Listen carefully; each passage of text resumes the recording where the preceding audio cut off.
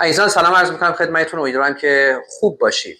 دوست داشتم امروز در مورد گرین کارت EBS با شما صحبت کنم و یکم بیدارتون بکنم در مورد تبلیغاتی که در اینستاگرام و در اینترنت هست در مورد این نوع گرین کارت. یک، آیا گرین کارت EBS وجود دارد؟ بله داره. آیا همچین کاتگوری در قوانین ایالات متحده هستش؟ بله هستش. آیا این برای کسانی هستش، برای کارفرماهایی هستش که باید یک اجازه ای از دولت بگیرن و به دولت نشان بدهند که همچین شخصی رو که همچین کارمندی در آمریکا وجود نداره و باید از خارج از آمریکا بیارن؟ بله. برای این کار باید چیکار؟ برای این که قبولی انجام بشه چیکار باید کرد؟ یک، باید اجازه وزارت کار رو داشت. دو، باید که نشون بدن به وزارت کار که همچین اشخاصی رو نتونستن که در آمریکا پیدا کنن، یه نفر باید بیارن. سه، کارفرما باید نشان بدهد که میتونه از نظر مالی آن کارمند رو پروتکت کنه، قبول کنه، ساپورت کنه. چهار، پرونده ها اگر از وزارت کار، اداره مهاجرت قبول شه میره به کنسولگری آمریکا. و الان ما داریم میبینیم که خیلی از اشخاص در کنسولگری آمریکا دارن رد میشن. یک، ایرانی ها ممنوع الورود به ایالات متحده هستن الان در هر کاتگوری از ویزا، نقطه سر خط. اگر هم که ممنوع الورود نبودن، متاسفانه خیلی پرونده ها در چند سال اخیر برای EBS رد شده. چرا؟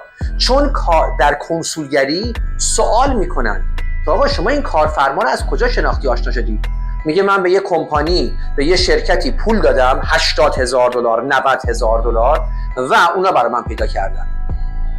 پس خرج کنسولگری رو شما دادین؟ آره. خرج پرونده رو شما دادین؟ آره.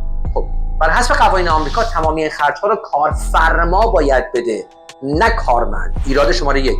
دو، چون بیشتر این کارفرماهایی که این شرکت‌ها پیدا می‌کنن متاسفانه سوری هستند، در کنسولگری شما رد میشید. من دیدم پرونده که نشون میدن که شما بیا $80,000 با من قرارداد ببند، با من نه، با اونا ما اصلا این کارو انجام نمیدیم. قرارداد ببند، $20,000 الان بده، $10,000 بعد از اینکه وزارت کار قبول کرد، $10,000 بعد از اینکه شرکت برای کنسولگری آماده کرد، اداره مهاجرت قبول کرد و پس از اون تقریبا تا زمانی که شما کنسولگری بری در حدود 90% از پولو دادی. قراردادها چقدره؟ 50,000 دیدم، 60,000 دیدم، 80,000 دیدم، همه رو دیدم.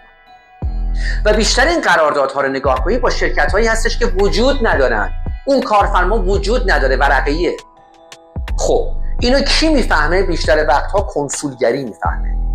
تا اون موقع شما 90% 95% پولتون هم دادین و در کنسولگری رد میشین. نه که رد میشین، در خیلی از موارد اشخاص ممنوع الورود با آمریکا شدن چون پرونده سوری بوده. متوجه این؟ دقت کنید. و قراردادی که با اون شرکت ها شما بستین که براتون این کارو رو انجام بدن، کارشاخونا، اونا برمیگردن میگن که خب ما تو قرارداد نوشتیم که گارانتی نیستش، ضمانت نیستش، همینه که هست و شما هم هر پولی که دادین انجام شده. دقت کنید عزیزان، خواهش میکنم.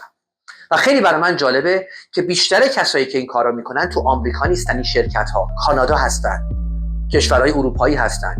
چرا آمریکایی‌ها نمیکنن؟ چرا وکلای آمریکایی نمیان کار سوری انجام بدن؟ چون غیر قانونیه، چون یه جا میگیرنتون. و این شرکت‌های کانادایی اومدن که دارن این کارو انجام میدن. مراقب پولتون باشین. $80,000 الان با دلار $200,000 تومان ببین چقدره، خودتون جمع تفریق کنید. پولتون از بین نبرید. امیدواهی به خودتون ندید. EBS از طریق این شرکت‌ها اقدام نکنید. خودتون رو بدبخت نکنید. و این ویدیوی منم بفرستین براشون. بفرستین. و هر کسی که میگه میتونه انجام بده، نو پرابلم، انجام بده. آخر پولشو بگیر. ولی شما حواستون باید باشه که اگر شما پزشک هستی نمیتونی بری توی مرغدونی کار کنی. اگه شما آشپز هستی نمیتونی بیای بری فرش فروشی کنی. و این کارا رو الکی رزومه درست میکنن، رزومه های مختلف اقدام میکنن و میگن که واجد شرایطه. کجا واجد شرایط ملت؟ یه نفر پزشک بوده به عنوان پیتزا فروش فرستاده بودن. نه که پیتزا فروشی کار بدی باشه، عالیه هستش، ولی هر کی در رشته خودش. و به غیر از این، شما اگر که برای این کارفرما، اگر با EBS اگر 1 در میلیون وارد شدین شما در آمریکا و با اون کارفرما کار نکنید، میتونه دولت در آینده به خاطر اینکه شما دروغ گفتید، کارفرما میگه من این کارمندو میخوام و بعد از 4 سال 5 سال شما وارد آمریکا بشید، میگه خب چرا براش کار نکردی؟ اگه با اون کارفرما کار نکنید، دولت حق داره در آینده بگه که به خاطر کار اشتباه اومدی، فراد بوده، دروغ بوده، به من دولت آمریکا تو دروغ گفته بودی بیا برای کارفرما کار کنی، رفتی کار دیگه کردی. کارفرما داره اعلام میکنه که من امروز این شخص رو میخوام، امروز احتیاج دارم، من امروز کار من احتیاج دارم. تمام این پروسه 4 تا 6 سال ممکنه طول بکشه. کدوم کارفرما 4 تا 6 سال وای میسته؟ و زمانی که شما بخواید 4 سال دیگه برین کنسولگری، 6 سال دیگه برین کنسولگری، باید یک نامه از اون کارفرما داشته باشید که من هنوز این کارمند رو احتیاج دارم. اون موقع است که میبازید. اینا مسائل. نیا کن چند تا مشکل گفتم در کنسولگری میبازید. الان یک پرونده‌ای هست در کلرادو. شخص اومده اقدام کرده، این کارشاکنه وسطی اومده حالا پول بیشتری میخواسته بگیره و بعد طرف گفته آقا به نظر من چیزی اشتباه هستش این وسط. کارمند گفته، ایرانی هم هستن و نمیشه همچین برنامه‌ای انجام بشه. به من بذارید با کارفرما مستقیم حرف بزنم. کارفرما گفته نه کسی با من صحبت نکنه اصلا. تو نمیشناسن چون سوریان. کارشاکنه وسطی هم دلالی که هستش این وسط که $80,000 $70,000 گرفتن، گفتن خب به خاطر این مسائل پروندهتون رد، پول ما رو ندید، قسط سوم چهارم رو ندیدی، رد شده. تا اون موقع طرف $45,000 داده، $45,000 رفته. به من ایمیل زده بود آقای کاملی من الان جا ندارم زندگی کنم، رفتم با مادرم دارم زندگی میکنم. در مورد EBS 2 بار نه 10 بار فکر کنید قبل از اینکه $1 به کسی بدید. یادتون نره. مگر اینکه شما کارفرما رو میشناسید. دقت کنید.